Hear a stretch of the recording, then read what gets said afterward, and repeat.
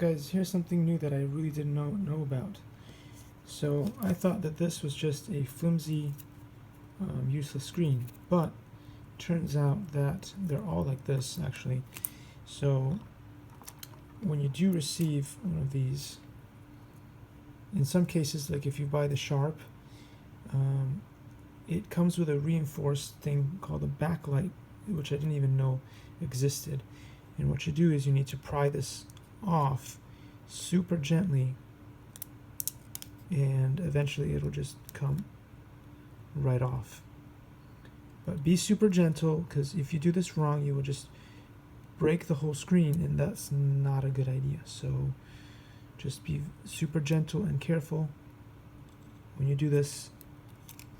What you want is to have the shiny thing, I guess, same as this one was shiny in the original. Anyway, hope this helps you guys, and I will see you in the next video.